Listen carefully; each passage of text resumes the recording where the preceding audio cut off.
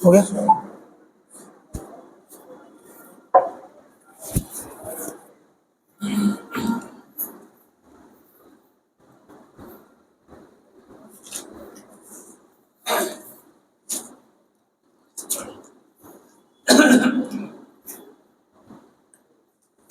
السلام علیکم ورحمۃ اللہ وبرکاتہ۔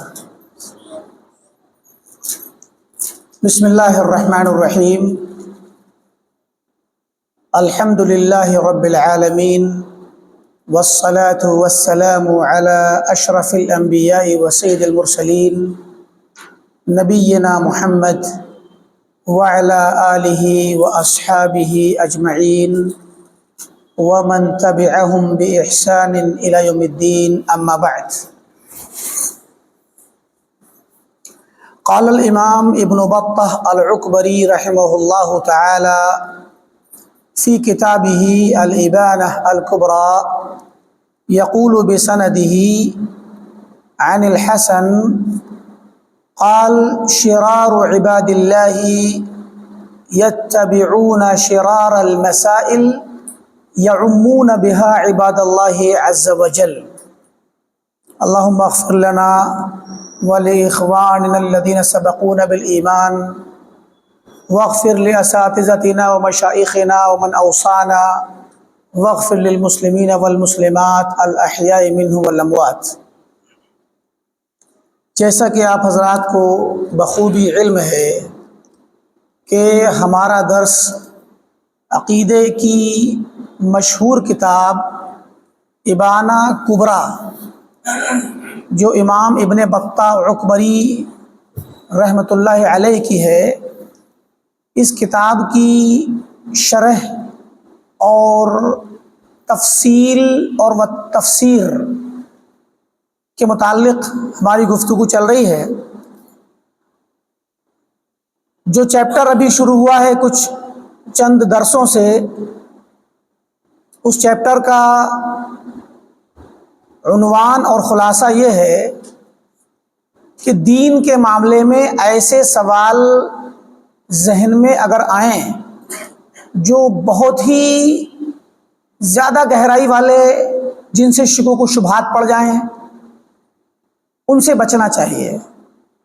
اپنے آپ کو ایسے سوالوں میں مشغول نہیں کرنا چاہیے جو ابتداءً تو لا یعنی ہوں، جن سوالوں سے ہمیں کوئی عقیدے کا یا عمل کا فائدہ نہ ہوتا ہو، جو پریکٹیکل نہ ہوں، صرف ذہنی خیالاتی سوال ہوں، وہمی انداز کے، ان سوالوں سے بچنا چاہیے۔ ایمان کا تقاضا یہی ہے۔ اور یہ باتیں سلف نے صحابہ کے بعد کے دور میں خاص کر جب شروع ہوئی، اور صحابہ کے بھی دور میں چیزیں آنے لگی تھیں، تقدیر کے بارے میں گہرائی کے ساتھ سوال کرنا، اور بھی مشرکین کے یہاں جو چیزیں پائی جاتی تھیں ان پر بھی سوالات لوگ کیا کرتے تھے، جیسے نجوم، علم نجوم وغیرہ، جوتش وغیرہ کا جو علم ہوتا ہے۔ تو اب ظاہر ہے کہ یہ غیبیات والی چیزیں ہیں، کہانت کے مسائل، عرافین کے مسائل جو ہتھیلی دیکھ کر کے یا چہرہ پیشانی دیکھ کر کے، پیروں کے قدم دیکھ کر کے بتا دیتے تھے، ان سب چیزوں میں داخل ہونا سلف پسند نہیں کرتے تھے، کیونکہ یہ سب چیزیں شیطان کا راستہ کھولتی ہیں، اور حدیث میں ڈائریکٹ اس طرح کی بہت سی چیزوں سے منع کیا گیا ہے۔ تو اسی پر قیاس کرتے ہوئے کوئی بھی ایسا سوال جس کا عقیدے کے اعتبار سے یا عمل کے اعتبار سے فائدہ نہ ہو، اس سوال پر سرے سے انسان کو چلنا ہی نہیں چاہیے، اس کے ساتھ جانا ہی نہیں چاہیے۔ اور ذہن میں آئے بھی تو مومن کے ایمان کا تقاضا یہ ہے کہ وہ اس سوال کو شیطان کا وسوسہ سمجھ کر کے ہٹا دے۔ لیکن بعد میں ایسا دور شروع ہوا کہ بہت زیادہ غور و فکر کرنے والا زمانہ آیا، فلسفہ پڑھنے کی وجہ سے لوگوں نے غیر ضروری چیزوں میں غور خوض شروع کیا، اس کی وجہ سے وہمی افتراضی مسائل ہر جگہ آئے، یعنی عقیدے میں بھی آئے اور فقہیات میں بھی آئے۔ ایسے ایسے سوال پیدا ہوئے کہ اگر ان سوالوں کو آپ سن لیں تو تعجب کریں گے کہ ایسا سوال بھی ہو سکتا ہے۔ بہت سے سوال تو مضحکہ خیز ہیں، اور بہت سارے سوال ایسے ہیں جو خوفناک اور خطرناک ہیں، انسان کا ایمان تباہ کر دیں، اور کچھ ایسے ہیں جو اخلاقیات سے گرے ہوئے ہیں، مگر ہیں، کتابوں میں موجود ہیں۔ وہ اسی لیے کہ ہر طرح کے جب فرضیات قائم کیے گئے، اگر ایسا ہو جائے تو کیا ہوگا؟ اچھا، کچھ سوالوں کو سن کر کے آپ تعجب بھی کریں گے، ہم انشاءاللہ مثال لائیں گے، ابھی آپ کچھ مثالیں پیش کریں گے سوالات کی۔ کچھ سوالوں کو سن کر کے تعجب بھی ہوگا کہ واقعی اس طرح کی بھی سوچ لوگوں میں تھی۔ اب سینکڑوں مسائل میں ایک دو مسائل ایسے ہیں جو فرضی ہونے کے باوجود شاید وہ آج کے زمانے میں وجود میں آ گئے، لیکن جو سینکڑوں اور ہزاروں مسائل وضع کیے گئے ان میں اکثریت 99%، 98% سوالات ابھی بھی ایسے ہی پڑے ہوئے ہیں جو کبھی شاید وجود میں نہیں آئیں گے، مگر فقہاء نے ان پر غور کیا، ان کا فرضیہ قائم کیا، ہائپوتھیسس قائم کیا، اور اس پر جوابات دیے پہلے سے۔ لیکن یہ چیز شرعاً منع تھی، اور سلف نے اس پر شدت سے منع کرنے کا، روکنے کا فریضہ انجام دیا۔ حتیٰ کہ کوئی سوال کرتا تھا تو اس سے پوچھتے تھے کہ کیا یہ سوال جو کر رہے ہو یہ واقعی عملاً یہ چیز موجود ہے بھی کہ نہیں ہے؟ اگر عمل میں موجود ہوتی انسانی زندگی میں تب جواب دیتے، اور موجود نہیں ہوتے تو جواب نہیں دیتے تھے۔ یہ سلف کا طریقہ تھا۔ بہرکیف تو یہاں پر حسن بصری سے آ رہی ہے روایت، کہتے ہیں کہ شرار عباد اللہ کے بندوں میں جو سب سے بدترین لوگ ہیں کون ہیں؟ بظاہر تو اگر اتنے پہ خاموش ہو کے ہم جواب طلب کریں تو یہ ہوگا کہ جو ظالم قسم کے لوگ ہوں، بدکار قسم کے لوگ ہوں، یہ جواب آئے گا۔ لیکن جواب آ رہا ہے کہ الذین شرار عباد اللہ یتبعون شرار المسائل، جو برے لوگ ہوتے ہیں بدترین، وہ برے سوالوں کے پیچھے بھاگتے ہیں، خراب سوالوں کو کریں گے، ممنوعہ سوال کریں گے، اور پھر کرتے کیا ہیں؟ ان سوالوں کو یہ نہیں کہ کسی محفل میں پیش کر دیا یا کسی عالم سے پوچھا اور انہوں نے منع کر دیا یا جواب دے دیا، کچھ بھی، یعمون بہا عباد اللہ، ہر جگہ لے لے کے گھومیں گے انہی سوالوں کو، ہر مجلس میں جا کر لوگوں کے ذہنوں میں ڈالیں گے۔ اب اس سے دو مقصد ہوتے ہیں، دو میں سے کوئی ایک، یا تو ان کا مقصد ہوتا ہے اپنی بڑائی ظاہر کرنا کہ دیکھیں ہم کتنا علم رکھتے ہیں، یا کتنی ہماری سوچ اور عقل اور فکر کتنی گہری ہے کہ ہمارے ذہنوں میں اس طرح کے سوال ہیں، یا پھر کچھ لوگوں کا مقصد لوگوں کو کنفیوز کرنا ہوتا ہے، کنفیوز کر دیں، ان کے دلوں میں شک شبہ ڈال دیں، تو دونوں میں سے کوئی ایک مقصد ہوتا ہے۔ حسن بصری سے ایک اور روایت آ رہی، کہتے ہیں ان شرار عباد اللہ قوم، اللہ کے بندوں میں سب سے بدترین لوگ، شریر لوگ وہ ہیں، یجیئون بشرار المسائل، جو شر والے خراب مسائل لے کر کے آتے ہیں، سوالات ہی ان کے خراب ہوتے ہیں۔ یعیبون بہا عباد اللہ، وہاں یعمون تھا کہ سب کو تک پہنچا دیتے ہیں، سب میں پھیلاتے ہیں، اور اس والی روایت میں یعیبون، یعنی سوال کے ذریعے دوسروں کو، اللہ کے بندوں کو ان پر عیب لگاتے ہیں۔ اب مان لیجیے کوئی سوال کیا، بتائیے بھائی آپ کو پتا ہے اس کا مطلب؟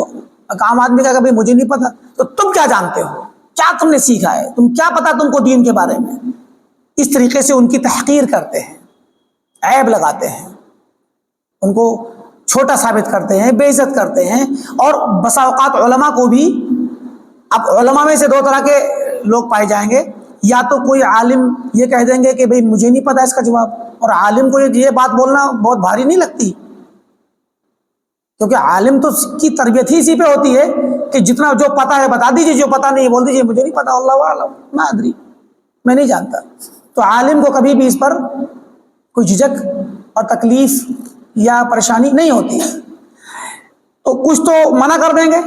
اگر عالم سے پوچھا جائے گا تو بعض عالم منع کر دیں کہ بھئی ہمیں نہیں پتہ، یا کچھ علماء اس پر نصیحت کریں گے، کیونکہ وہ جانتے ہیں کہ ایسا سوال کا جواب دینے سے اور ایسے سوال کے پیچھے پڑنے سے اس انسان کا بھی خسارہ ہے، اور اس کو ہم نے جواب دیا تو یہ گویا اس کو ہمت پڑے گی مزید آگے سوالات اس طرح کے ان کے پیچھے پڑے گا تو اس کا ذہن خراب ہوگا، ایمان عقیدہ خراب ہو جائے گا، تو وہ کیا کریں گے؟ نصیحت کر دیں گے. یہ لوگ دونوں طرح کے لوگوں پر عیب لگاتے ہیں. اب جس نے جواب نہیں دیا کہ یہ کوئی عالم ہے، ان کو ذرا سے سوال کا میننگ نہیں پتا، اس کا مطلب نہیں پتا، جواب نہیں معلوم. اور جنہوں نے نصیحت کر دی ان کے لیے بھی یہ کہیں گے کہ جواب معلوم ہوتا تو جواب دیتے، جواب دینے کے بجائے نصیحت کر رہے ہیں، جبکہ ان کا مقصد اس کی خیر خواہی ہے. وہ اس کی خیر خواہی میں اس کو اس راستے سے روکنا چاہتے ہیں جو اس کے راستے پر وہ چل پڑا ہے. بلکہ یہی مطلب ہے یعیبون بہا عباد اللہ، ایسے سوالات لاتے ہیں، گھڑتے ہیں جن سوالات کے ذریعے وہ اللہ کے بندوں کو پر عیب لگاتے ہیں کہ ان کو معلوم نہیں ہے اور یہ نہیں جانتے، معمولی چیز ہے، دیکھو مجھے معلوم ہے اس کا جواب. تو اس طریقے سے، یا اپنے کسی بڑے شخص کو جو ان کا اپنا امام ہو، سرغنہ ہو، خاص کر اگر کوئی ملحد قسم کے لوگ ہیں، شر پسند ہیں، تو وہ اپنے کسی عالم کو، اپنے بڑے شخص کو بڑا ثابت کرنے کے لیے پہلے نوجوانوں کو لے جا کر کے علماء کی مجلس میں اس طرح کی صورتحال کا سامنا کراتے ہیں، اور اس کے بعد پھر وہ اپنے عالم کے بعد لے کے جائیں گے دیکھو ان کو پتہ ہے. جبکہ علماء ایسے مسائل پر توجہ نہیں دیتے جو نفع بخش نہ ہو بلکہ نقصان دہ ہو. اور علماء کا کام شریعت کی پیروی کرنا ہوتا ہے، کتاب و سنت کی تعلیمات کی روشنی وہ ایسا کرتے ہیں، نہ کہ اس وجہ سے کہ انہیں یہ سب چیز پسند نہیں، یا یہ وہ اس کو جانتے نہیں ہیں یا سیکھنا نہیں چاہتے، ایسا نہیں ہے. ایک اور روایت آ رہی ہے ابو داؤد سجستانی کے راستے سے، وہ کہتے کہ میں نے احمد بن جناب ابو الولید، انہوں نے ہم سے بیان کیا، احمد بن جناب نے، وہ کہتے ہیں میں نے عیسیٰ بن یونس سے پوچھا. عیسیٰ بن یونس ایک بہت بڑے امام تھے، فقیہ تھے، حافظ تھے، اور بلکہ امام ذہبی نے کہا کہ قدوہ تھے، بہت بڑے امام تھے یہ. عیسیٰ بن یونس بن ابو اسحاق السبیعی، ابو اسحاق سبیعی کے بیٹے، بہت بڑے امام ہیں، یہ ائمہ ہیں یہ علم کے. ابو اسحاق سبیعی کے بیٹے یونس، یونس کے بیٹے عیسیٰ. ایک مرتبہ عیسیٰ بن یونس امام سفیان بن عیینہ جو امام اہل مکہ تھے، امام اہل مکہ سفیان بن عیینہ کے یہاں ملنے گئے. ابن عیینہ کا انتقال 198 میں ہے اور ان کا انتقال 187 میں ہے، 187 میں عیسیٰ بن یونس کا. تو امام عیسیٰ بن یونس ملاقات کرنے کے لیے گئے سفیان بن عیینہ سے. تو سفیان بن عیینہ نے دروازے پر جب استقبال کیا تو کہا کہ مرحباً بالفقیہ ابن الفقیہ ابن الفقیہ، خوش آمدید فقیہ یعنی فقہ والے، فقہ کا جانکار، فقیہ عالم، عالم کا بیٹا، فقیہ کا بیٹا، فقیہ کا بیٹا، یعنی پوتا، دادا بھی فقیہ، باپ بھی فقیہ، آپ بھی فقیہ. تو یہ ایک اکرام تھا، عزت تھی. اور بلکہ اسحاق بن راہوے نے، بہت بڑے امام ہیں یہ اسحاق بن راہوے، انہوں نے وکیع بن جراح سے کہا کہ میں عیسیٰ بن یونس کے پاس علم سیکھنے کے لیے جانا چاہتا ہوں. تو وکیع نے کہا، وکیع بھی معاصر ہیں ان کے، وکیع نے کہا کہ تم ایسے آدمی کے پاس جانا چاہتے ہو جس نے علم کو، لفظ ہے اس عربی کے قہر العلم، قہرہ مانے کسی پر غالب آنا، دبا لینا کسی کو، جو علم پر غالب آ چکا ہے، بہت بڑا عالم ہے وہ. اور یہ بہت بڑے مجاہد تھے، اسلامی حدود پر فوجی کی شکل میں فوجی بن کر رہتے اور پہرا دیتے تھے عیسیٰ بن یونس. اور ان کے بارے میں آتا ہے کہ انہوں نے 45 جنگیں لڑی ہیں، بہت بڑے عالم تھے. آپ دیکھیے یہ سلفی عالم تھے، 187 میں انتقال ہوا. ان سے پوچھا، ان کے شاگرد احمد بن جناب ابو الولید نے عیسیٰ بن یونس سے پوچھا. ہم دیکھیں، ہم یہ نام آپ کے سامنے بیان کرتے ہیں، بظاہر یہ نام آپ کے لیے نئے ہیں، شاید آپ کو یاد نہ رہیں، لیکن ہمارا عقیدہ اور ہمارا منہج سلف ہی سے تو نکل کے آتا ہے۔ ہم سلف کے لفظوں سے، ان کے اقوال سے دین کو اور منہج کو سمجھتے ہیں، سمجھ رہے ہیں نا؟ اب آپ دیکھیے عیسیٰ بن یونس سے سوال کیا، کل من علیہا فان، اس روئے زمین پہ جو کچھ بھی ہے سب فنا ہو جائے گا۔ روئے زمین ہی نہیں بلکہ آسمانوں میں جو ہے سب فنا ہو جائیں گے، قیامت جب آئے گی سب فنا ہو جائیں گے۔ تو کسی نے کہا کہ فَإِنَّ حُورَ الْعِينِ يَمُتْنَا،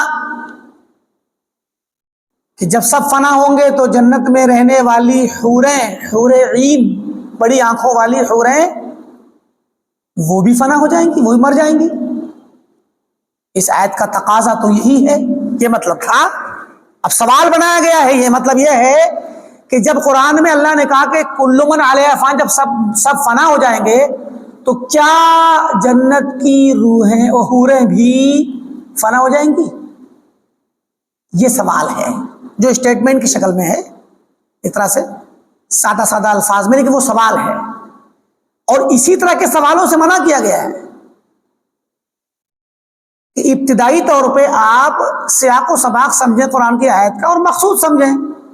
یہ اس طرح کی گہرائیوں میں جانے سے منع کیا گیا، حالانکہ اس کا جواب موجود ہے، لیکن پھر بھی ان سب سے کیا کیا گیا ہے؟ منع کیا گیا ہے۔ تو کہا وَذَا كَانَ بَعْضُ مَنْ يَتَكَلَّمُ، بعض جو دین کے معاملے میں، عقیدے میں اپنی عقلوں سے کلام کرتے تھے، ان لوگوں کا یہ کہنا ہے، انہوں نے دوسروں کے سوال یا قول کو نقل کیا۔ ان کے شاگرد نے احمد بن جناب ابو الولید نے عیسیٰ بن یونس سے نقل کی، عیسیٰ بن یونس الکوفی السبیعی، ان سے نقل کیا۔ تو کہا کہ وہ بعض لوگ جو کلام کرتے ہیں یسأل عن ھذا، اس کے بارے میں سوال کر رہے ہیں کہ بتائیے کیا حوریں بھی مر جائیں گی جب سب مریں گے؟ فغضب عیسیٰ من ذاک غضبا شدیدا، عیسیٰ بن یونس الکوفی اس سوال کو سن کر شدید غصے میں آ گئے۔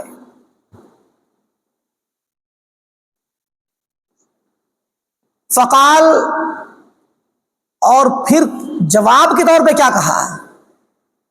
کہتے ہیں کہ لقد بعثرنا الحدیث بعثرتن، ہم نے حدیث اتنی زیادہ بیان کر دی، بکھیر رکھی ہے، ہر جگہ بکھیر دی ہے۔ کہا نا وکیع نے علم پر قاہر ہو گیا، غالب ہو گیا، یہ شخص اتنا بڑا عالم ہے تو علم پر غالب کیسے ہوگا؟ علم کو یاد کرے گا، حفظ کرے گا، پھیلائے گا۔ کہتے ہیں ہم نے حدیث کو ہر طرف پھیلا رکھا ہے، ہر طرف، اور اتنا ہم نے پھیلایا حدیث کو، ما بعثرها احد، کسی اور نے اتنا نہیں پھیلایا۔ ہم نے حدیث کو خوب پھیلایا ہے، مطلب ہم محدثین ہیں، اہل علم ہیں، اہل الحدیث ہیں، ہم حدیث کو ہر جگہ پھیلا چکے ہیں۔ ما بقی کوفیون، کوئی کوفی، ولا بصریون، کوئی بصرہ کا رہنے والا بصری، ولا مدنیون، مدینے کا رہنے والا مدنی، ولا مکیون، کوئی مکی، ولا حجازیون، نہ کوئی حجازی، ولا شامیون، نہ کوئی شامی، ولا جزریون، نہ کوئی جزیرہ میں رہنے والا، عراق کے پاس میں بین النہرین جو جگہ تھی اس جزیرہ کہتے تھے، تو عراقی اور جزیرے کے رہنے والا جزری، کوئی بھی ایسا نہیں بچا الا وقد لقینا ہو، مگر ہم نے اس سے ملاقات کی ہے۔ تمام شہروں میں علم حدیث کو سیکھنے سکھانے والے علماء میں کوئی بھی نہیں بچا جس سے ہم نے ملاقات نہ کی ہو۔ وَسَمِعْنَا مِنْهُ، اور ہم نے اس سے علم نہ سنا ہو، ہم نے حدیث سنی اس سے۔ کوئی بھی علم حدیث والا استاذ اور شیخ ایسا نہیں ہے ان تمام شہروں میں، کوفہ، بصرہ، شام اور حجاز، مکہ، مدینہ اور جزیرہ، تمام علاقوں میں کوئی بھی ایسا جس سے ہم نے ملاقات نہ کی ہو اور حدیث نہ سنی ہو۔ ما سمعنا احدا قط، مگر ہم نے کبھی کسی بھی مجلس میں، کسی بھی جگہ، کسی بھی شہر میں نہیں سنا کسی بھی شخص کو یسأل عن مثل ھذا، ایسا سوال کرتے ہوئے۔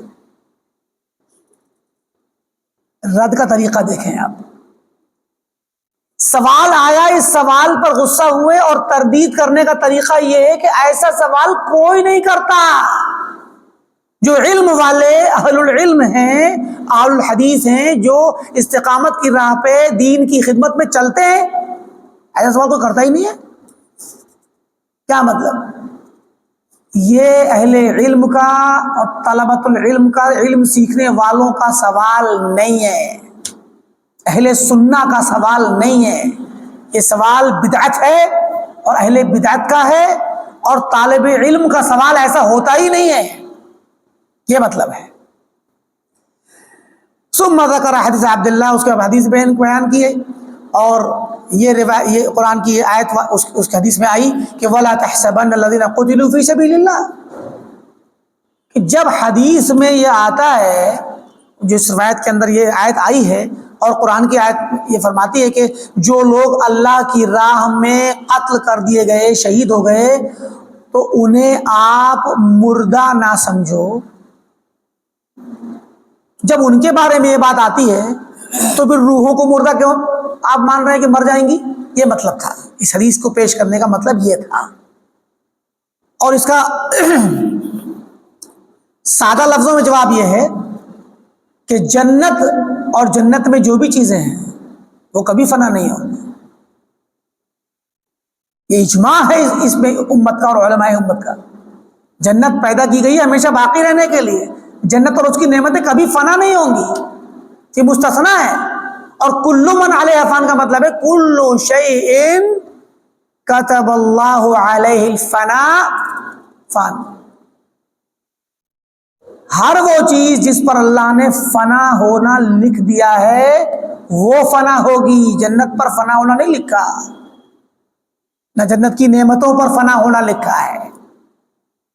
اسی قبیل سے یہ بات ہے کہ جب شہداء اللہ تعالیٰ کے یہاں اس کی جنت میں ہیں، ان کی روحیں عرش کے قندیلوں میں لٹکی قندیلوں میں، ہر پرندوں کے پپوٹوں میں ان کی روحیں ہیں، اور وہ جنت میں جاتے ہیں، ٹہلتے ہیں، تو وہ جنت کی نعمتیں پاتے ہیں۔ جب وہ فنا نہیں ہوں گے، وہ زندہ ہیں، فنا نہیں ہوئے، تو روحیں تو بدرجہ اولا اور حوریں تو بدرجہ اولا، یہ کہنا چاہتے ہیں۔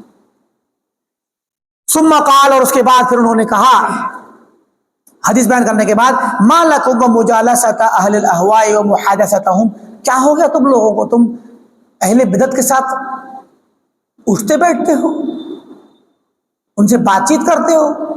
کیونکہ یہ سوال تو انہی کی طرف سے آتا ہے۔ تو پھر اس سوال کو پہلے یہ ثابت کیا کہ یہ سوال بدعتیوں کا ہے، اور کہا کہ اہل بدعت کے ساتھ اٹھنا بیٹھنا چھوڑ دو، کیونکہ وہ تمہیں اسی طرح کے سوالوں میں گھیر کر کے مشغول کر دیں گے اور تمہارے ایمان کو شک میں ڈال دیں گے۔ تو یہ اس طرح کے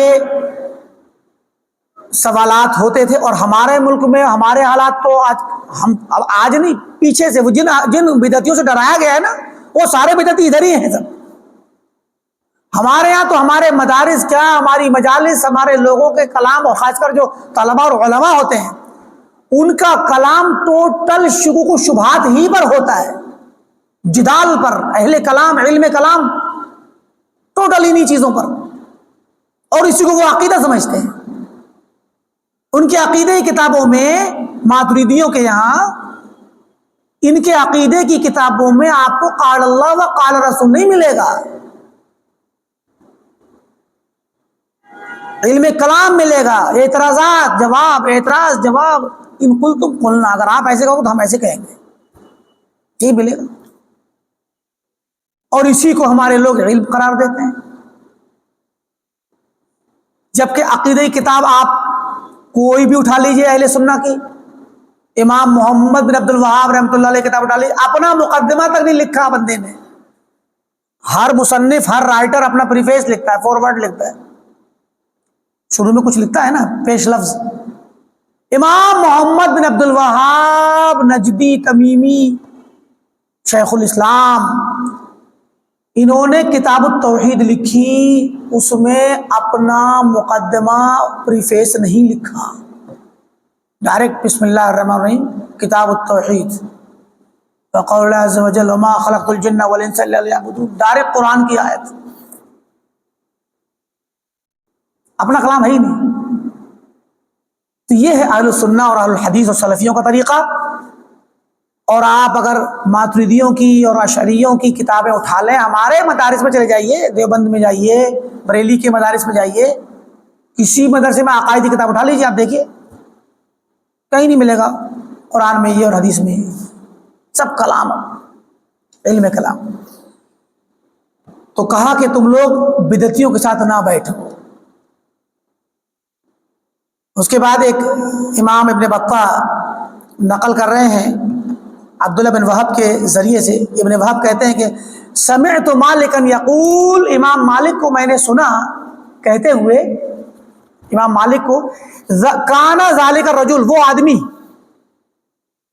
اذا جاءه بعض هؤلاء اصحاب الاهواء، جب یہ بدعتیوں میں سے کوئی شخص اس کے پاس آتا، اس آدمی کے پاس، یسألہ، کوئی سوال کرنے، قال، تو وہ آدمی کہتا، اما انا، رہی میری بات، فعلی بینۃ من ربی، تو میں تو اپنے رب کی طرف سے صاف دلیل اور یقینی علم پر ہوں، میرا دین یقینی ہے، میرے رب کی دلیلیں میرے پاس ہے، کتاب و سنت۔ وَأَمَّا أَنْتَ، اور رہی بات تمہاری، فشاک، تم شک میں مبتلا ہو، فَاذْهَبْ إِلَى شَاكٍ مِثْلِكَ، اپنے جیسے کسی شکی انسان کے پاس جاؤ، فخاصم ہو، اور اس سے مناظرہ کرو۔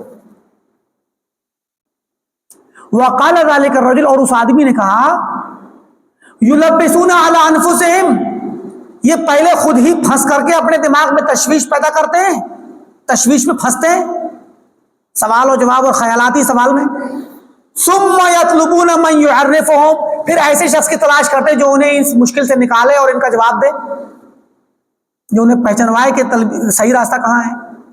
امام مالک کا یہ جو قول ہے کہ اس آدمی کی جو بات کر رہے ہیں وہ، تو دوسری روایتوں میں آتا ہے کہ امام مالک کا اشارہ اس سے ابن سیرین کی طرف ہے، محمد بن سیرین، اور بہت سی روایتیں آ رہی ہیں ابن بطہ کے علاوہ دیگر کتابوں میں جو ڈائریکٹ امام مالک ہی سے آ رہی ہیں، وہ خود ایسا کرتے تھے، یعنی ذالک رجل کی بات نہیں، امام مالک خود کہتے تھے جب ان کے پاس کوئی آدمی آتا، ہم بیان بھی کر چکے ہیں پیچھے کہ ایک آدمی آیا امام مالک سے کہنے لگا کہ بھئی آپ مجھ سے مناظرہ کر لو، دین کے مسئلے میں مناظرہ کر لو، اگر آپ مجھ پہ غالب آ گئے تو میں آپ کے مذہب کو قبول کر لوں گا، آپ جیت گئے تو، اور میں جیت گیا تو آپ میری بات مان لینا، میرا مذہب قبول کر لینا، مطلب یعنی کوئی الگ کا دین نہیں تھا، ہمارے اسلامی فرقوں ہی میں سے تھا۔ امام مالک نے کہا کہ اگر ٹھیک ہے تم غالب آ گئے، چلو میں تمہاری بات مان لوں گا، اور کل کو کوئی اور انسان آئے جو تم سے بھی بڑا حجت والا ہو اور دلیل اس کی مضبوط ہو، تو پھر وہ اس کی بات، وہ آیا مناظرہ کرنا تو پھر اس کی بات ماننی پڑے گی، تو تمہاری بات کمزور ثابت ہو جائے گی۔ پھر کہا کہ اَوَكُلَّمَا جَاءَنَا رَجُلٌ أَجْدَلٌ، جب ہمارے پاس کوئی زیادہ حجت، تیز اور طاقتور حجت والا، دلیل والا شخص آئے گا مناظرہ کرنے، تو ہم اپنا دین اس کے حجت کی وجہ سے، مناظرے کی وجہ سے چھوڑتے رہیں گے ہر بار؟ تو اسی سے کہا کہ بھائی دیکھو، میں تم سے مناظرہ نہیں کروں گا، میں اپنے دین کے معاملے میں یقین پر ہوں، میرا دین تو قرآن سے اور حدیث سے آتا ہے، عقل سے نہیں آتا۔ تم شک میں ہو تو جاؤ، تم جیسے اپنے جیسے کو تلاش کرو۔ تو یہ امام مالک سے بھی بذات خود، ان کے قول سے بھی یہ بات مشہور ہے، لیکن یہاں امام مالک نے ذالک الرجل کہہ کر کے، تو بعض اہل علم کہتے ہیں کہ یا تو ابن سیرین کو مراد لیا ہے، تو ان سے بھی یہ روایت ملتی ہے، یا خود کو تواضعاً انہوں نے وہ آدمی کہہ کر کے بیان کیا کہ وہ آدمی ایسا تھا، یعنی خود کو یہ نہیں کہا کہ میں انا اقول، میں ایسے کہتا ہوں، یہ نہیں کہا، بلکہ مجہول کے صیغے سے یا غائب کے صیغے سے استعمال کیا کہ وہ آدمی ایسا کہتا ہے، ورنہ خود یہ ایسے کہا کرتے تھے، بہت ساری روایتیں صاف صاف آ رہی ہیں۔ سالم بن ابی حفصہ عجلی کوفی ہیں اور ان کے یہاں تھوڑا صدوق ہیں مگر شیعی ہیں۔ ان کے متعلق ان پر اہل علم نے کلام کیا، عیب لگایا کہ یہ تشیع زدہ تھے، لیکن بہرکیف ان کا ایک قول ہے کہ مطلب حدیث کے راویوں میں سے بھی ہیں اور تشیع زدہ ہیں۔ ایسے بہت سے راوی ہوا کرتے تھے کہ جو حدیث کا علم بھی رکھتے تھے، نقل کرتے تھے، اور شیعیت ہو یا خارجیت ہو یا مرجیت ہو قدریت ہو، بہت سارے جو بدعتیں اس زمانے میں پھیل گئی تھیں، تو کچھ لوگ تو اس سے تہمت زدہ ہوتے تھے، کچھ لوگ واقعی اس میں مبتلا ہوتے، یہ تشیع زدہ تھے۔ کہتے ہیں ان من قبلکم بحثوا ونقروا حتی تاہوا، تم سے پہلے کے جو لوگ تھے یعنی ہماری امت سے پہلے کی امتوں میں، بحثوا بہت زیادہ بحث کیا کرتے تھے، مناظرات کرتے تھے، مباحثے کرتے تھے، ونقروا نقر مطلب کریدنا، کھودنا، اور گہرائیوں میں جاتے تھے، حتی تاہوا یہاں تک کہ وہ تیہ کا مطلب ہوتا ہے ادھر ادھر بھٹک جانا، تو پھر بھٹک گئے۔ اور ایک لمبی روایت آ رہی ہے امام یحییٰ بن معاذ الرازی سے، کہتے ہیں یحییٰ بن معاذ الرازی کہتے ہیں کہ یقول الناس خمس طبقات، لوگ 5 طبقے کے ہیں، 5 طرح کے ہیں، فاجتنب 40 والزم واحدہ، 4 طبقوں کو یا 4 جو کیٹیگری ہیں ان سے بچو اور ایک کو لازم پکڑو۔ فَأَمَّا الْأَرْبَعُ الَّذِينَ يَجِبُ عَلَيْكَ أَن تَجْتَنِبَهُنَّ، وہ 4 جن پر تمہیں واجب ہے کہ جن سے بچو، فَذَكَرَ 3 طبقات، امام ابن بطہ کہتے ہیں کہ انہوں نے ذکر کیا تھا تو 3 کا تو کہتے ہیں میں نے مختصر کر کے چھوڑ دیا، اختصرت انا الکلام بترک وصفہم، لیکن کلام بہت لمبا تھا تو میں نے ان 3 کا ذکر چھوڑ دیا، ثم قال، اور ان کا چوتھے والے کا ذکر میں کر رہا ہوں، اور 5واں بھی چھوڑ رکھا ہے جو کہ اہل حق کا ہے، تو چوتھا طبقہ جو کہ اس میں یہی والے مزاج کا ہے، اسی لیے اس کو ذکر کر رہے ہیں کہ والطبقۃ الرابعہ، چوتھا طبقہ، فہم المتعمقون فی الدین، وہ لوگ جو دین کے معاملے میں بہت گہرائیوں میں اترتے ہیں، الذین یتکلمون فی العقول، جو اپنی عقلوں میں بات کرتے ہیں، عقلوں سے بات کرتے ہیں، ویحملون الناس علی قیاس افہامہم، اور لوگوں کو چاہتے ہیں کہ وہ لوگ ان کے عقلوں کے قیاسات پر اپنے ان کی عقل کی جو نتائج ہیں، اپج ہے، اس پر لوگ جو ہیں اس کو مانیں۔ قد بلغ من فتنۃ احدہم، ان لوگوں کا فتنہ اور ان کی خرابی اتنی زیادہ ہو گئی ہے، اتنی بڑی مصیبت میں یہ لوگ ہیں، اتنے خراب حالات میں ہیں، وتمکن الشک من قلبہ، اور شک شبہ ان کے دلوں میں اتنا مضبوط ہو چکا ہے کہ انک تراہ یحتج علی خصمہ، کہ آپ ان کو دیکھیں گے مناظرہ کرتے وقت اپنے مخالف پر حجت کے طور پہ دلیل پیش کریں گے، بے حجہ، کوئی دلیل لائے گا اپنے مخالف پر، قد خصمہ بہا، اور اس حجت سے اپنے مخالف کو یعنی شکست بھی دے گا اور پست کر دے گا، اپنی عقلی دلیل سے مخالف کو شکست دے گا۔ وَهُوَ نَفْسُهُ مِن تِلْكَ الْحُجَّةِ فِي شَكٍّ، جبکہ بذات خود اسے اس دلیل پر اطمینان نہیں ہے، وہ خود اس دلیل کے بارے میں شک میں مبتلا ہے، جس دلیل سے اپنے مخالف کو زیر کر رہا ہے، جس دلیل سے مخالف کو زیر کرتا ہے اور منازعہ جیت لیتا ہے، اسی دلیل کے متعلق خود مطمئن نہیں ہوتا۔ یہ کیا مطلب ہے؟ مطلب یہ ہے کہ جو دلیلیں عقلی اور داؤ پیچ پھندے انہوں نے سیکھے ہوئے ہیں اپنے علماء سے اور کتابوں سے، انہیں پیش تو کر دیتے ہیں، مگر خود میں اتنا گہرائیوں میں گھسے ہوتے ہیں کہ انہیں اپنی دلیل پر خود اطمینان نہیں ہوتا ہے، لیکن مخالف کو پست کر دیتے ہیں، زیر کر دیتے ہیں۔ لیس یعتقدها، اس کی سچائی کا عقیدہ نہیں رکھتے ہیں، ولا یجہل ضعفها، اور اس کی کمزوری کا بھی ایسا نہیں کہ جانتا نہیں، وہ کمزوری بھی جانتا ہے، مگر پھر بھی اس دلیل سے مخالف کو زیر کرے گا اور اس کے بارے میں پورے طور پہ شک میں رہتے ہیں۔ ولا دیانت له فیہا، اور اس دلیل میں کوئی بھی تدین نہیں کرتا، یعنی اس کو عقیدے کے طور پہ اپناتا نہیں ہے، اس حجت کو، اس پر خود ایمان نہیں رکھتا، اس پر خود ایمان نہیں رکھتا اور مخالف کو زیر کر دیتا ہے، تو کتنی بڑی مصیبت کی بات ہے۔ یعنی جس دلیل سے آپ مخالف کو زیر کر رہے ہیں اس دلیل پہ خود آپ کا ایمان نہیں ہے، آپ خود اس سے مطمئن نہیں ہیں، یہ مطلب ہے۔ اس کی مثال چھوٹی سی ہم دیں،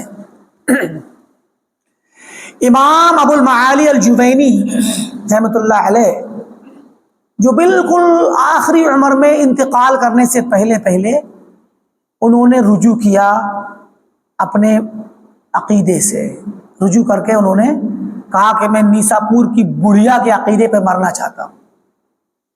نیسا پور کی بڑھیا کا عقیدہ کیا تھا؟ اصل میں یہ اشعری تھے، اور یہ لوگ اللہ تعالیٰ کے بلند ہونے اور سات آسمان پہ عرش کے اوپر ہونے کے منکر تھے، ٹھیک؟ تو ابو جعفر الحمدانی کہتے ہیں کہ میں ایک مرتبہ امام ابو معالی جوینی کے مجلس میں گیا تو وہ ممبر پہ کھڑے ہو کر کے تقریر کر رہے تھے اور دلیلوں کا انبار لگا دیا یہ ثابت کرنے میں کہ اللہ تعالیٰ اوپر نہیں ہے اور اللہ تعالیٰ ہر جگہ ہے، ٹھیک؟ دلیلوں کا انبار کہاں سے؟ عقلی دلیلیں۔ ابھی آپ یوٹیوب پہ سن لیجئے دیوبندیوں کے علماء کی اس مسئلے میں دلیلیں، تو آپ کو بھی لگے گا کہ وہ تو بہت مضبوط دلیلیں ہیں، وہ سب عقلی داؤ پیش ہیں، عقلی پھندے۔ کہتے امام الحرمین جوینی نے اتنی دلیلیں دی کہ انہیں جب وہ خاموش ہو گئے اور انہیں لگا کہ اب ہو چکا، ممبر سے اتر گئے۔ تو کہتے میں نے کہا استاذ محترم، آپ کی دلیلوں کو مان لیا، ہم قبول کرتے ہیں، ہم مانتے ہیں کہ یہ دلیلیں صحیح ہیں اور اللہ تعالیٰ اوپر نہیں ہے، مان لیا، لیکن ایک سوال ہمیں کھٹکتا ہے، اس کا جواب دے دیجئے، بس مسئلہ ختم۔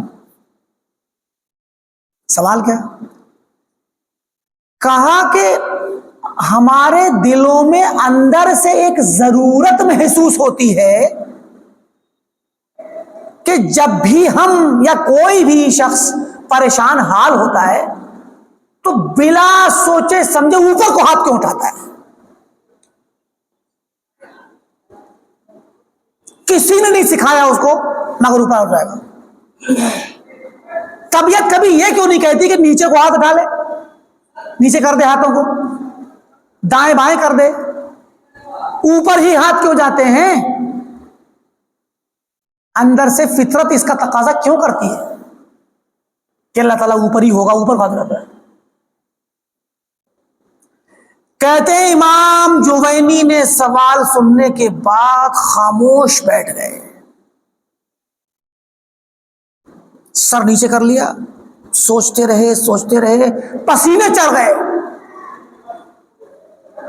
رونے لگے، آہیں اور پکاریں چیخ نکل گئی ان کی۔ کیوں؟ مسئلہ عقیدے کا ہے، اور جتنی دلیلیں پیش کی ان کے مقابلے میں یہ دلیل کا جواب بن ہی نہیں رہا ان سے، کیونکہ یہ کوئی عقلی اعتراض نہیں تھا، عقلی اعتراض تھا ہی نہیں، فطرت ہے یہ، اللہ نے اس پر پیدا کیا انسان کو۔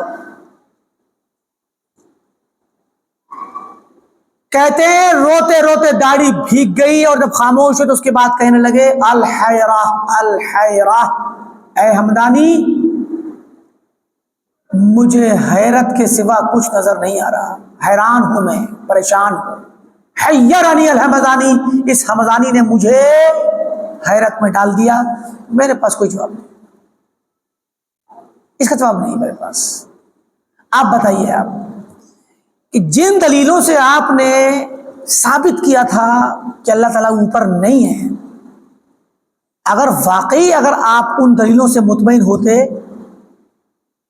تو یہاں حیران ہونے والا کوئی مسئلہ تھا ہی نہیں، آپ کو جواب بن جاتا ہے۔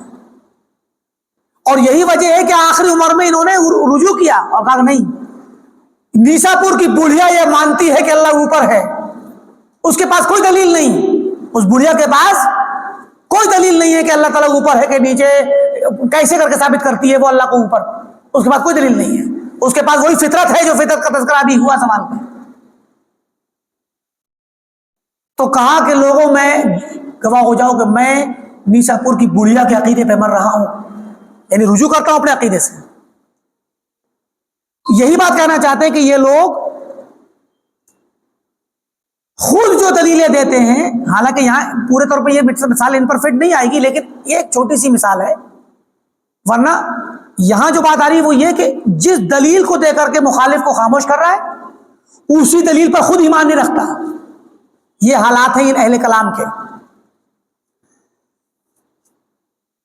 کہتے کہ ان عرضت له من غیر حجہ، اگر، اور صورتحال ایسی ہے کہ اگر اس شخص کے پاس کسی دوسرے کی طرف سے ایک ایسی دلیل آ جائے، ہی الطف منہا، جو اس سے بھی زیادہ باریک ہو عقلی طور پہ، انتقل الیہ، اس کو مان لے گا، اس کو چھوڑ دے گا۔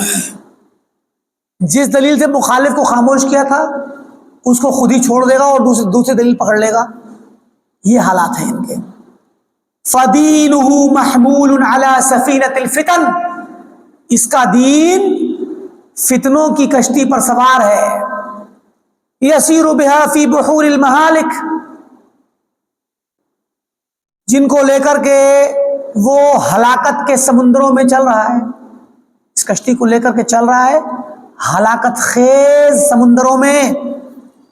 يَسُوقُهَا الْخَطَرُ، خطرے اس کو کھینچ رہے ہیں۔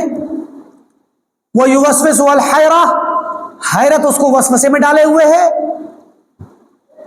وَذَلِكَ حِينَ رَأَى عَقْلَهُ أَمْلَى بِالدِّينِ وَأَصْبَتْ لَهُ وَأَغْوَصَ عَلَى الْغَيْبِ، یہ کیوں ہوا؟ کیونکہ وہ اپنی عقل کو زیادہ دین سے زیادہ، دین کے معاملے میں زیادہ قیمتی سمجھتا ہے، زیادہ ضبط اور محفوظ کرنے والی اور قواعد کو اور معلومات کو اچھے سے سیٹ کرنے والی سمجھتا ہے۔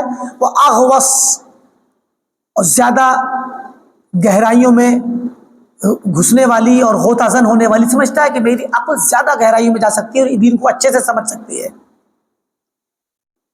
علی الغیب، غیب کے مقابلے میں، یعنی جو عقیدہ غیب سے ملنا تھا،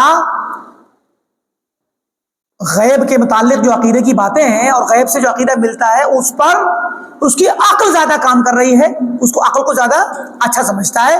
وہ ابلغ لما یراد، اور زیادہ کارگر سمجھتا ہے اللہ تعالیٰ کی مراد کے لیے، کہ اللہ جو چاہتا ہے وہ عقل سے ہی ہمیں حاصل ہوگا۔ من الثواب من امر اللہ وإیاہ ونہیہ، کہ اللہ جو ثواب ہمیں دے گا اس کو حاصل کرنے میں عقل کا راستہ زیادہ پائیدار ہے۔ اللہ کے امر، اس کی نہیں، اس کے فرائض، جو فرائض مومنوں کو کی زبان روک دیتے ہیں اس طرح کی حدود پار کرنے سے اور غامض اور مجہول اور غیر واضح معاملات کے اندر داخل ہونے سے مومنوں کو روک دیتے ہیں، جو فرائض جس سے امت کو منع کیا گیا، اذ کان ذلک سبب ہلاک الامم قبلھا، کیونکہ یہ چیز پرانی امتوں کی ہلاکت کا سبب تھی اور یہ ان میں داخل ہوتا ہے، یہ مطلب ہے۔ اسی کے متعلق امام عمر بن عبدالعزیز رحمۃ اللہ علیہ کا ایک مشہور قول ہے، من جعل دینہ خصومات، جس نے اپنے دین کو بحث و مباحثے میں تبدیل کر دیا، ہمیشہ دین کے مسئلے میں مناظرہ کرنا، ہمیشہ بحث کرنا، اور اس بحث کے پیچھے کیا مقصد ہے؟ میری بات صحیح تو آپ کو ماننی پڑے گی، آپ کی صحیح تو میں مانوں گا۔ کہتے ہیں کہ جس نے یہ بنا ڈالا اپنے دین کو اکثر التحول، تو پھر وہ تبدیلی بہت کرتا ہے، کیونکہ وہ تو سمجھتا ہے کہ بھئی اس کی دلیل قوی ہے لہذا اب اس کے ساتھ ہو جاؤ، کل کو اب اس کو لے کے چلے گا کسی اور کی دلیل مانے گا تو اس کو سوچے گا یہ زیادہ طاقتور ہے اس کے ساتھ۔ تو جو انسان اپنے دین کو مناظروں کی بنیاد پر رکھتا ہے وہ اپنے مذہب کو اور اپنے موقف کو بہت زیادہ تبدیل کرتا رہتا ہے۔ اور بہت سی لمبی عبارتیں ہم پڑھ دیتے ہیں تاکہ ترجمے کی خیر بہت ضرورت نہیں ہے۔ فرماتے وَعِلَّةَ مَا أَخَذَ مِن دِينِ رَبِّهَا، اور پرانی امتوں کو اپنے رب کے دین سے جن چیزوں نے نکالا وہ یہی سبب ہے۔ وَهَؤُلَاءِ هُمُ الْفُسَّاقُ فِي دِينِ اللَّهِ، ایسے لوگ جو دین کے معاملے میں بہت زیادہ اپنی عقل کو استعمال کریں یہ فاسق ہیں اللہ کے دین میں۔ المارقون منہ، دین سے باہر نکلنے والے، التارکون لسبیل الحق، سبیل حق کو چھوڑنے والے، المجانبون للہدا ہدایت سے دور رہنے والے، الذین لم یرضوا بحکم اللہ فی دینہ جو اللہ تعالیٰ کے حکم سے راضی نہیں ہوتے جو دین میں اس نے نازل کیا ہے، حتی تکلفوا طلب ما قد سقط عنہم طلبہ یہاں تک کہ انہوں نے ان چیزوں کو طلب کیا جن چیزوں کا طلب کرنا ان سے ساقط تھا، ضروری نہیں تھا۔ اللہ نے قرآن نازل کیا، اللہ کے نبی کی حدیث موجود ہے، قرآن کی تفسیر، اسی سے دین کو لے لو، لیکن عقل کو داخل کیا، عقل کو طلب کیا، عقلی چیزوں میں داخل ہو گئے۔ ومن لم يرضى بحکم اللہ فی المعرفہ اور جو شخص اللہ تعالیٰ کے حکم سے راضی نہ ہو معرفت اور معلومات کے سلسلے میں، حکمن لم یرضى باللہ ربا ومن لم یرضى تو ایسا شخص اللہ تعالیٰ سے راضی نہیں ہے، جو اللہ کے حکم سے راضی نہیں تو وہ اللہ سے راضی کیسے ہے؟ اللہ کو رب کہاں مانتا ہے وہ؟ ومن لم یرضى باللہ ربا اور جو اللہ کو رب نہ مانے کانا کافرا وہ کافر ہوگا۔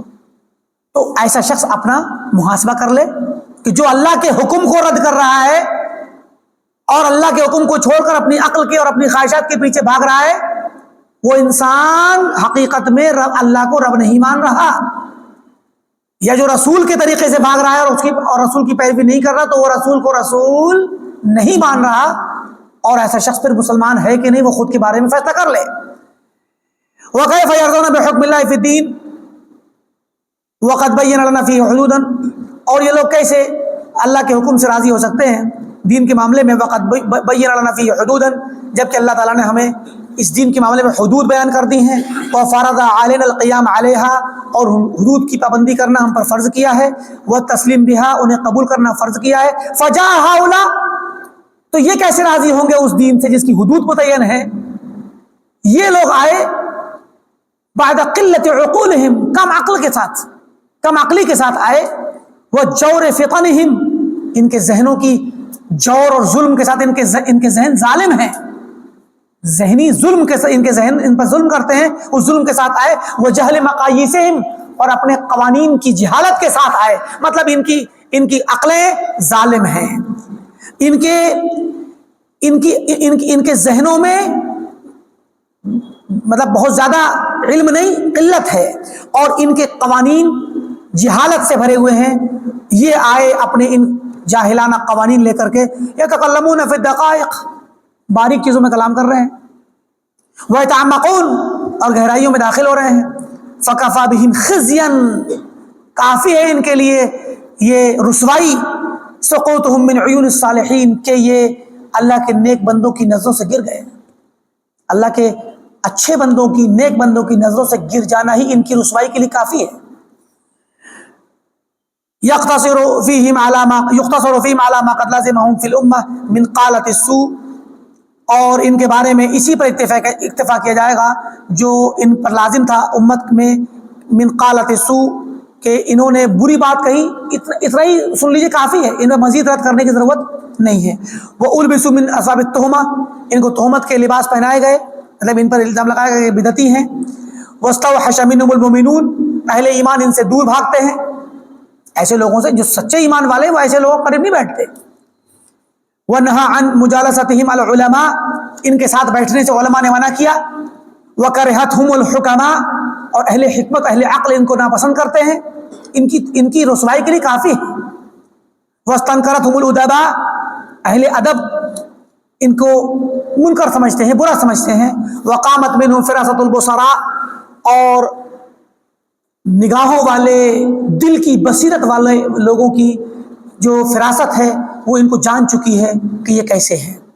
شکاکون خود شک میں مبتلا ہیں، اہل کلام کی بات ہو رہی ہے، ماتریدیوں اور اشعریوں اور معتزلیوں اور ان لوگوں کی جو عقیدے کو عقلوں سے سمجھتے ہیں، ان کی بات چل رہی ہے۔ شکاکون دین میں شک کرنے والے۔ اچھا اس سے یاد آیا یہ لوگ خود اپنے دین کے معاملے میں شک میں مبتلا ہیں اور عقائد کے بعض مسائل میں سلفیوں کو تہمت لگاتے کہ یہ شک میں مبتلا ہے۔ امومن انت ایسا سوال اگر کیا جائے کہ کیا تم مومن ہو، تو اہل سنہ کا اور سلفیوں کا عقیدہ ہے کہ ہم اس میں کہتے ہیں انشاءاللہ، انشاءاللہ میں مومن ہوں۔ تو ماتریدی کہیں گے حنفی تم شک کرنے والے ہو، کہو یقین سے کہ میں مومن ہوں، جی ہاں میں مومن ہوں۔ اور آپ انشاءاللہ کہ اس کا مطلب آپ کو یقین نہیں ہے، اس کے پیچھے بھی فلسفہ ہے۔ ان کے یہاں ایمان چھوٹی سی چیز ہے، ایک بار بول دیجئے ہو گیا ایمان۔ ہمارے یہاں ایمان بہت بڑی چیز ہے۔ ایمان کے 70 سے زیادہ شعبے ہیں، الایمان بضع و سبعون شعبہ، حدیث میں آتا ہے ایمان کے 70 سے زیادہ شعبے ہیں، اس کی برانچیں ہیں۔ سب سے اعلیٰ قول لا الہ الا اللہ، سب سے ہلکا شعبہ اماطۃ الاذی عن الطریق، راستے سے تکلیف چیزوں کو ہٹانا۔ والحیاء شعبۃ من الایمان، اور حیا بھی ایمان کا شعبہ ہے۔ 3 شعبے بیان کر دے کے اس حدیث میں، باقی لوگوں نے، اہل علم نے شعبے ڈھونڈے ہیں، تلاشے، کتابیں تک لکھی، شعب الایمان امام بہقی نے کتاب لکھی، ان سے پہلے حلیمی نے کتاب لکھی شعب الایمان۔ تو مراد یہ کہ ایمان کے بہت شعبے ہیں، اور کون دعویٰ کر سکتا ہے کہ اس نے ایمان کے ہر شعبے پہ عمل کر لیا ہے 100%؟ کوئی دعویٰ کر سکتا ہے؟ اور کیا آپ مومن ہیں؟ جی ہاں میں مومن ہوں کا مطلب ہے کہ میں ایمان کے تمام شعبوں پر عمل کر چکا، ایمان کے تمام تقاضوں پر عمل کر چکا۔ چلیے اگر کر بھی لیا ہو تو کیا آپ کو پکا یقین ہے کہ آپ کی عبادت قبول ہو گئی، اللہ کے ہاں آپ مقبول ہو گئے اور وہ ادا کرنے والے شمار ہو گئے؟ اسی لیے تو انشاءاللہ کہتے ہیں کہ انشاءاللہ امید ہے، تو کہتے ہیں آپ شک کرتے ہو، جبکہ خود شکاکین ہیں اپنے عقیدے کے باب میں، اللہ کی معرفت کے باب میں، اللہ کی اسماء و صفات کے باب میں شک میں مبتلا ہیں۔ بلکہ ان کا عقیدہ ہے ماتریدیوں اور اشریوں کا کہ مکلف شخص پر جو بالغ ہو جائے، 12-13 سال کا نوجوان جو احتلام کی عمر کو پہنچ جائے، یا کوئی 12-13 سال کی لڑکی جو ماہواری کی عمر کو پہنچ جائے، تو مکلف کہلاتا ہے۔ مکلف شخص پر پہلا فرض کیا ہے، اس میں بھی اختلاف ہے، انہی نے اختلاف شروع کیا ہے، اور ان کا کہنا ہے مکلف شخص پر پہلا فرض ہے اللہ تعالی کی معرفت حاصل کرنا۔ اب ان کے ہی علماء نے الگ الگ قول پیش کیے، کہتے ہیں بعض نے کہا کہ اللہ کی معرفت حاصل کرنا پہلا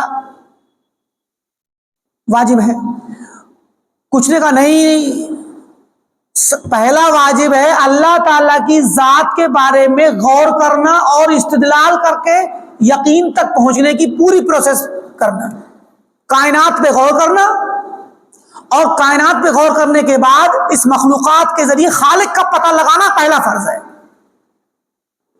زیادہ تر علماء کا یہی قول ہے، ان کے ماتریدیوں کے علماء کا یہی قول ہے۔ کچھ نے ان میں کہا، ان کے علماء نے بعض نے کہا کہ نہیں بھائی، اللہ تعالیٰ کی معرفت پتہ لگانے کا مطلب ہے کائنات میں غور کرنے کا کہ اللہ کو ہم جانتے نہیں ہیں، لیکن ہم تو بچپن سے جانتے ہیں۔ اچھا، لیکن یہ معرفت کافی نہیں ہے، یہ جانکاری کافی نہیں ہے، تو اب سابقہ معلومات کو دماغ سے اریز کرو۔ اریز تو نہیں ہوگی، لیکن اس کو کالعدم اعتبار کرو، یہ مانو کہ وہ ہے ہی نہیں، اور اللہ تعالی کے وجود کے بارے میں پہلے شک کرو، شک کرو کہ پتہ نہیں اللہ موجود ہے کہ نہیں، نعوذ باللہ۔ اب جب شک کرو گے تبھی تو تب پتہ لگانے کے لیے محنت سے نکلو گے نا، اب مجھے ثابت کر کے دکھانا ہے کہ اللہ موجود ہے۔ تو ان کے عقیدے میں ایک یہ بھی ہے کہ پہلا واجب مکلف پر ہے، یعنی بچہ جب جوان ہونے لگے اس کو بلائیے اور بتائیے کہ تیرا سب سے پہلا فرض ہے کہ اللہ کے بارے میں شک کر۔ جن کا عقیدہ شک پر قائم ہے تو وہ سلفیوں کو کہتے ہیں کہ آپ شک کرتے ہو، تو بھائی جس کو کہتے ہیں کہ جو ہے یرقان کے مریض کو ہر چیز پیلی نظر آتی ہے، جونڈس کے مریض کو پیلی آنکھیں ہو جائے تو ساتھ ہی پیلی نظر آتی ہیں، تو جو شکیلا ہے تو شک کرے گا ہی، دوسروں کو بھی شکیلا سمجھے گا، چور کو چور نظر آتا ہے نا، تو وہی بات ہے۔ تو مراد یہ کہ شک، فرمائے شکا کون؟ یہ اہل کلام اپنے عقیدے میں، اپنے مذہب میں شک میں مبتلا ہیں، جاہلون، جاہل ہیں۔ کیوں؟ کیونکہ علم تو کتاب و سنت ہے، عقل علم نہیں ہے۔ آپ عقلی قواعد کو مان رہے ہیں تو علم کہاں لیا آپ نے؟ علم کو چھوڑ دیا آپ نے۔ وسواسون، وسوسوں میں مبتلا ہے، متحیرون، حیرت زدہ ہیں، حیران ہیں، پریشان ہیں۔ ان لوگوں کا یہ حال ہے اہل کلام کا. کہتے فَإِذَا رَأَيْتَ الْمُرِيدَ، مرید مانے ارادہ کرنے والا، تو مرید علم کا ارادہ کرنے والا جو ابتدائی طالب علم ہو، کہا جب تم دیکھو کسی ابتدائی طالب علم کو یطیف بناحیتہم، ان کے علاقوں میں گھوم رہا ہے، ان کی مجلسوں میں جا رہا ہے، طالب علم کو ان لوگوں کے پاس نہیں جانا چاہیے. اگر کوئی علم کا طلبگار کسی بدعتی عالم کے پاس جا رہا ہے، فرمایا فَغْسِلْ يَدَكَ مِنْهُ، تو اس سے اپنے ہاتھ جھاڑ لو، دھل لو. مطلب مصافحہ کیا تھا نا، ملاقات کی تھی، ہاتھ دھلو اور اس کے بعد ملاقات نہیں کرنا. یہ یعنی ہاتھ دھلنا مقصود نہیں ہے، یہ ایک تعبیر ہے. فَغْسِلْ يَدَكَ مِنْهُ کا مطلب ہے اب اس سے ملنا چھوڑ دو، کو الگ کرو، اس سے دور رہو، اس سے اپنے ہاتھ دھل لو. لغوی معنی تو یہی ہے، لٹرل معنی حرفی، کہ اس سے ملاقات کی تھی تو اب اس کے بعد ہاتھ دھلو، اب اس کے ساتھ نہیں ملنا. یعنی مراد ہے کہ اس کے ساتھ اٹھنا بیٹھنا چھوڑ دو. وَلَا تُجَالِسْهُ، دیکھیے آگے کہا وَلَا تُجَالِسْهُ، ساتھ میں نہ بیٹھو، کیونکہ یہ طالب علم بدعتی عالم کے پاس جاتا ہے، اس سے بدعت سیکھ کے آئے گا، تم بیٹھو گے تمہارے دماغ میں ڈالے گا. معیار جو ہونا چاہیے ہماری مجلس کا، ہمارے دوستوں کا، ہمارے حلقہ احباب کا، کتاب و سنت کی پیروی کرنے والے اور سلف کے منہج پر چلنے والے. بدعتیوں کے ساتھ بیٹھنے والوں کے ساتھ ہم نہیں بیٹھیں گے. اگر بدعتیانہ سوال کرتے ہیں، ذہنیت بنی ہوئی ہے پہلے سے، تو بھی نصیحت کے بعد ان کو چھوڑنا پڑے گا. اس کا مطلب یہ نہیں ہوتا کہ آپ کمزور ہیں، آپ کو جو ہے آپ کہہ سکتے ہیں، کوئی کہہ سکتا ہے ارے بھائی کیا ہم کمزور ہیں. دیکھیے دل نہایت ہی کمزور چیز ہے، اور شبہات اہل علم کہتے ہیں الشبہ خطافہ. شبہ جو ہوتا ہے نا، شبہ جو دلیل نہ ہو، دلیل نما چیز، شبہ اچک لیتا ہے، ہائیجیک کر لے گا آپ کے دل کو. اور آپ کبھی بھی کسی بدعتی کی تقریر سن لیجئے، کوئی نہ کوئی جملہ آپ کے دماغ میں اٹکا رہ جائے گا ہمیشہ کے لیے. چاہے آپ جواب نہ دیں، آپ کو ہنسی آئے، کچھ بھی، یا آپ خاموش ہو جائیں، وہ شبہ چھوڑ دے گا، اور وہ شبہ آپ کے دل میں اٹکا رہ جائے گا، اور یہ شبہ کبھی آپ کو نقصان پہنچا سکتا ہے. چھوٹے چھوٹے شبے ہوتے ہیں،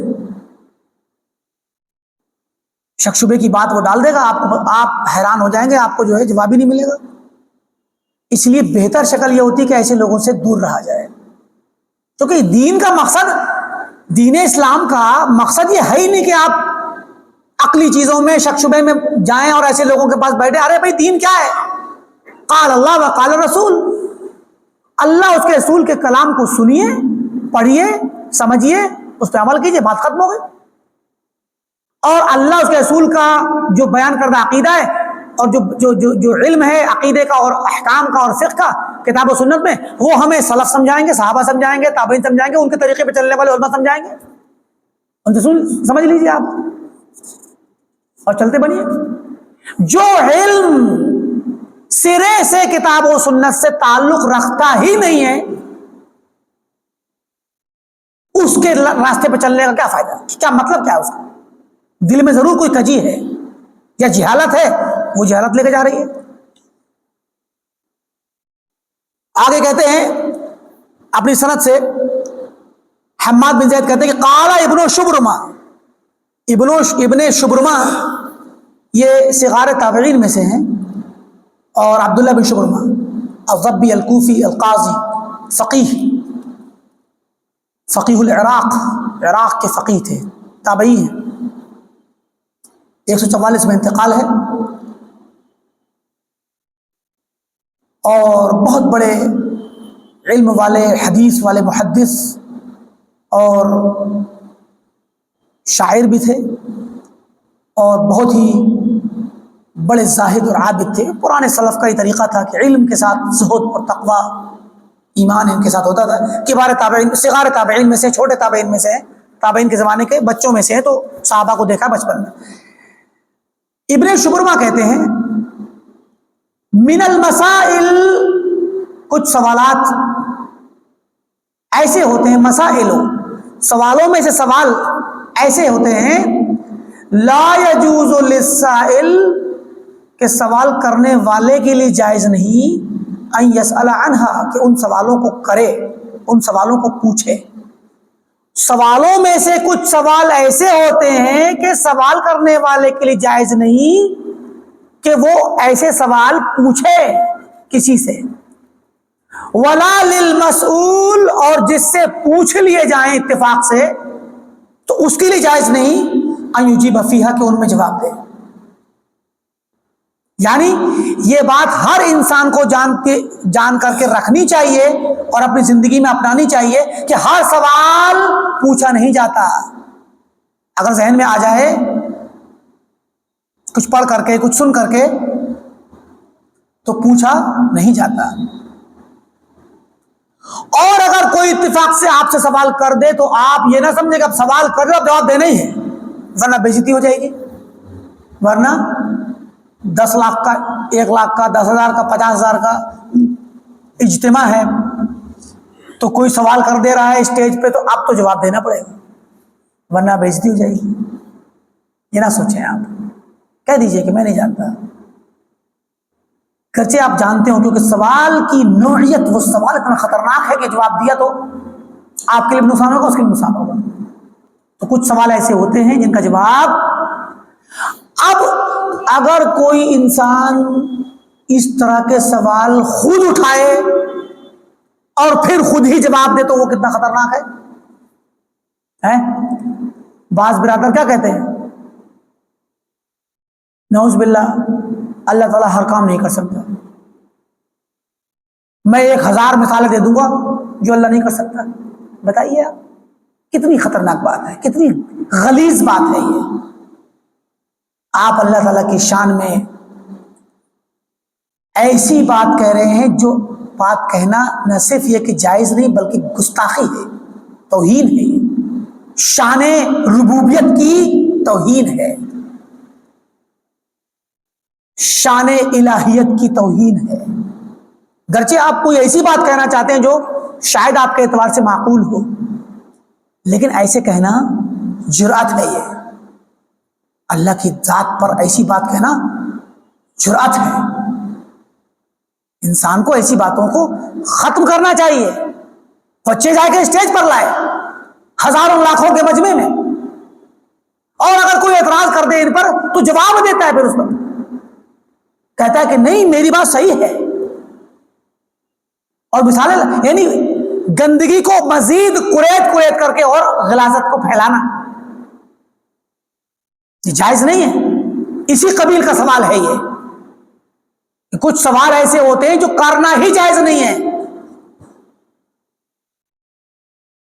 اور اگر کوئی کر لے تو جواب نہیں دینا چاہیے اس کو.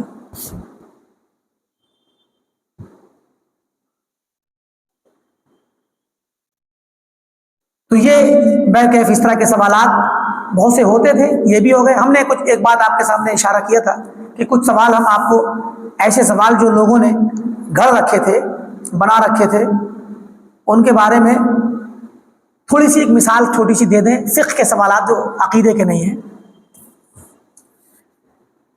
کئی ہر باب میں، دیکھیں طہارت کے باب میں بھی مسائل ہیں، صلاۃ کے باب میں، جنائز کے بارے میں، زکوٰۃ کے بارے میں، صیام کے بارے میں، حج کے بارے میں، ہر باب میں فقہاء نے یہ احکام ہیں، انہی پر فقہ گھومتی ہے.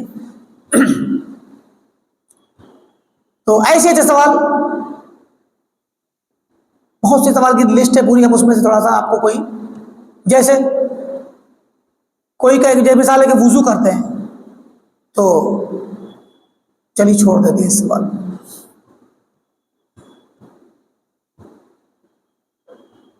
ہاں ایک سوال اور دوسرا، وہ سوال مناسب نہیں ہے اس لیے چھوڑ رہے ہیں. کہتے ہیں، اب دیکھیں فرضیہ دیکھیے گا. کہتے اللہ نے فرمایا کہ وَأَيْدِيَكُمْ إِلَى الْمَرَافِقِ، وضو کرو تو اپنے ہاتھوں کو کوہنی تک دھو لو. تو کہتے ہیں اگر کوئی انسان بغیر کوہنی کے پیدا ہوا ہو وہ کہاں تک دھلے گا؟ اب دیکھیے آپ سوال، ہنسی آ رہی نا؟ اب فرضیہ قائم کر لیا گیا ہے بس. کیا ایسا ممکن ہے؟ اچھا اسی طرح کی مثالیں کچھ ہم ایسی مثال دیں گے جو غلیظ نہ ہو، حالانکہ ہر طرح کے مسائل ہیں. موزے پہ مسح کرنے کے مسائل میں بہت سارے مسائل ہیں. ان میں سے ایک مسئلہ ہے کوئی انسان اگر سونے کے موزے پہن لے تو کیا مسح کرے گا؟ اب بتائیے. اسی پہ چاندی کا بھی ذکر، سونے یا چاندی کا موزہ بنوا کر کے پہن لے تو کیا اس کے لیے مسح کرنا جائز ہوگا؟ اس کی مثال تو ایسی ہے جیسے کوئی انسان شراب پیے تو اس سے کہا جائے کہ داہنے ہاتھ سے پی اور بسم اللہ کر کے پی، ہے کہ تو سونے کا کپڑا پہننا، سونا استعمال کرنا انسان کے لیے، مرد کے لیے خاص کر جائز نہیں ہے. تو اسی پر یہ سوال اٹھایا گیا. اچھا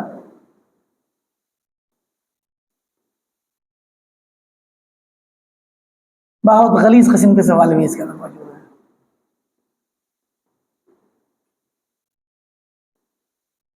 اب چلیے اذان، کہتے ہیں کہ کوئی اگر کافر اذان دے تو اس کی اذان سے نماز ہو جائے گی؟ سوالات.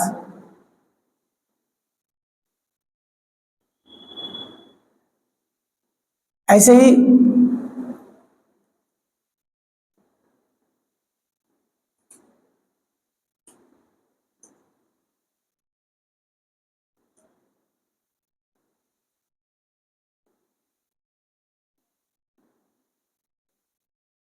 بہت عجیب و غریب قسم کے سوال ہے.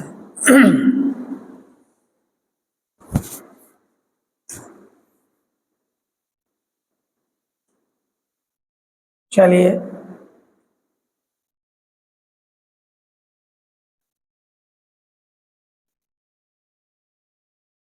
کسی انسان کو رات اور دن کا بالکل پتہ نہ چل رہا ہو کہ رات کب ختم ہو رہی ہے دن کب ختم شروع ہو رہا ہے، تو وہ روزہ کیسے رکھے گا؟ فرضی سوالوں میں سے ہے یہ بھی، حالانکہ ایسا ہوتا نہیں عام طور پہ لیکن ممکن ہے ہو بھی جائے. کوئی شخص اگر کنکری نگل لے تو کیا روزہ ٹوٹ جائے گا اس کا؟ کنکری کھا جائے، نگل لے، کیا کوئی کنکری کو نگلتا ہے؟ تو کیا اور اگر نگل جائے تو کیا وہ کھانے کے حکم میں؟ کھانے سے روزہ ٹوٹتا ہے نا. اس طرح کے سوالات ہیں ہر طرح کے. حج میں بھی بہت سارے خراب قسم کے سوال ہیں، ہم یہاں پر پیش کرنا مناسب نہیں.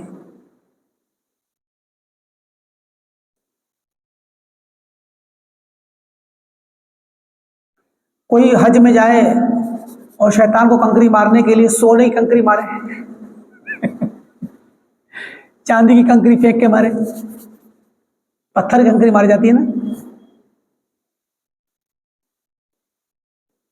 بہرکیف تو اس طرح کے سوالات ہمارے فقہا نے گھڑے، اور یہ ہم نے کچھ مثالیں دی ہیں آپ کو ایسے سوالات کی جو حقیقت میں غیر فائدہ مند، غیر وقوع پذیر، جن کا کوئی زندگی سے تعلق نہیں ہے. کون انسان ایسا کم عقل ہوگا جو سونے کی کنکری بنا کے پھینکے گا؟ ہے کہ نہیں؟ الا یہ کہ کوئی مجنون قسم کا شخص ہو جس پہ بہت سونا ہو، ہے کہ نہیں؟ کوئی نادر ہی ہوگا. بجائے کنکری کے وہاں پھینکنے کے فقراء کو دے دے بھائی، وہاں مکہ میں اتنے فقراء ہیں، ہے کہ نہیں؟ ہزاروں لاکھوں لوگوں کو بانٹ کے تو حج کرا سکتا ہے، اپنے پیسے کو وہاں پر کنکری کی شکل میں پھینک رہا ہے نہیں؟ تو اس طرح کی چیزیں، یہ ہم نے بہت خفیف مسائل آپ کو بتائے ہیں، مثال دی ہے کہ یہ سب گھڑتے تھے بیٹھ کر کے لوگ، اور پھر ان پر فتوے ذکر کرتے تھے، اور دلیل کچھ نہیں ہے، وہ عقلی دلیلوں سے قیاسات ہی سب ہیں. ظاہر ہے ان میں آپ قیاس ہی کریں گے. ابھی ہم نے بھی کہا کہ کوئی کنکری کھا جائے تو اس کا روزہ ٹوٹے گا. اب ہم قیاس ہی تو کریں گے. کیا قیاس کریں گے؟ ہم قیاس یہ کریں گے کہ بھائی روزہ ٹوٹتا ہے مفطرات سے، جو روز انسان کا روزہ کھانے پینے والی چیز سے، تو کنکری تو کھائی جانے والی چیز نہیں ہے کہ نہیں؟ اب یہاں قیاسی سے تو ہم کہیں گے کہ یہ روزہ نہیں ٹوٹے گا. لیکن سوال ہے کہ آپ ایسا سوال اٹھا کیوں رہے ہیں؟ کیا ایسا کوئی کرتا ہے؟ ارے بھائی کوئی کر لے، اگر واقعہ ہو جائے عملاً کہ وہ مثال ہے کوئی ایسا کام کرتا ہو جو منہ سے پکڑ کے مثال دانے یا کوئی ایسے ہار وار بنتا ہو یا تسبیح وغیرہ اور اتفاق سے وہ منہ میں اس کے اچانک چلی جائے، ممکن ہے ایسا، حالانکہ اتنا آسان نہیں ہے. تو جب کسی کا ہو جائے تب جواب دیجیے. آپ اہل علم یہ کہتے ہیں. اس میں بھی روایتیں آگے آئیں گی. سلف نے پوچھا کہ کیا ایسا واقعہ ہو چکا ہے؟ جب ہو گیا تب جواب دیں گے. مراد یہ کہ فقہا نے ایسے ایسے سوالات کھڑ لیے، فرضیے قائم کر لیے جن کا کوئی وجود نہیں، یا ہے بھی تو بہت نادر وجود ہے، کبھی کبھار، اور لاکھوں لوگوں میں کوئی ایک انسان کرنے والا ہو. اس کے لیے آپ نے اتنا وقت بھی لگایا، کتابیں بھی لکھی، مسائل لکھے، اور اس سے لوگوں کے ذہن بہت سارے خراب ہوئے اور لوگوں کو ذہنی آوارگی کا موقع ملا، اور یہ آوارگی عقائد تک پہنچی جن کی وجہ سے فتنوں کا باب شروع ہوا. اللہ تعالیٰ سے دعا ہے کہ اللہ تعالیٰ ہم تمام کو صحیح طریقے پر قائم و دائم رکھے، سنت پر قائم رکھے، اور کتاب اللہ و سنت رسول اللہ کے ساتھ چلنے کی توفیق دے. بدعت سے اور اہل بدعت سے ہم کو دور رکھے، اور جب تک دنیا میں رہیں صحیح عقیدے پہ قائم رہیں. جب ہمارا خاتمہ ہو تو ایمان پر اور توحید پر ہو. وآخر دعوانا الحمدللہ رب العالمین، والسلام علیکم ورحمۃ اللہ وبرکاتہ.